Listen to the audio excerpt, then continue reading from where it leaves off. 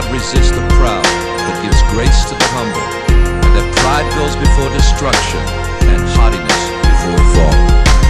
Beware of the original sin, which is the deadliest. It will turn the friendliest people evil and envious. The mind gets embedded with thoughts that are negative. Inside of you it grows. The root of it is jealousness. It made man selfish. His ways became rebellious. Hatred developed and started severing fellowship, spreading like a pestilence, infecting ever since beginning of Genesis, all throughout the Testaments. It lives inside of us. Most people don't acknowledge it, yet they got a lot of it. It's hard to swallow it. A combination of anger, wrath, and bitterness begins to form in the heart, making it venomous. And this leads to all forms of corruption. Countless men get sucked in Satan's seduction. Avoid his voice that leads to destruction. Only trust in the Almighty Jehovah's instructions. Pride goes before a tumble. The proud in heart will stumble.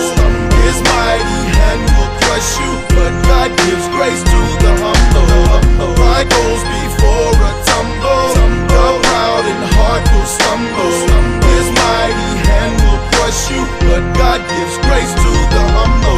The prince of the air has been convinced in his arrogance that everyone will cherish him, and God is no comparison. Look what overconfidence did. Now he'll suffer the eternal consequence in the bottomless pit with angels following him. He's the father of tricks, dwelling under the earth where all ungodliness is. Pride brings you down like the fallen angels bound in shackles. In fact, you'll collapse like the Tower of Babel.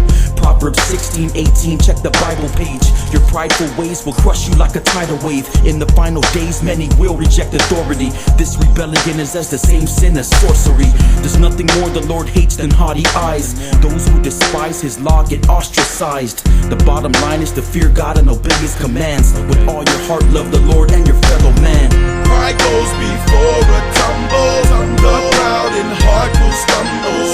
His mighty hand will crush you, but God gives grace to the humble. Pride goes before a tumble. The proud in heart will stumble. His mighty hand will crush you, but God gives grace to the humble. The victory is in humility. All through history, man has been defeated by this wicked iniquity, chasing power and pleasure, treasures and riches. Like tyrants, they're fighting for the highest position. God opposes those who are proud and boastful, loud and vocal, talking about how they're so cool. I once too was arrogant, till his love broke through and made my hard heart of stone soft like tofu. This is who the Lord esteems, those broken in spirit and contrite in heart, praying on their knees. Your attitude should be that of Christ Jesus. His life leaves us the perfect example of meekness, speechless when beaten, bleeding with much love, seeking to please the Father who is the just judge. To pay the debt for the lost, what'd he do? He humbled himself to the point of death, even death on the cross. Pride goes before a tumble. The proud in heart will stumble.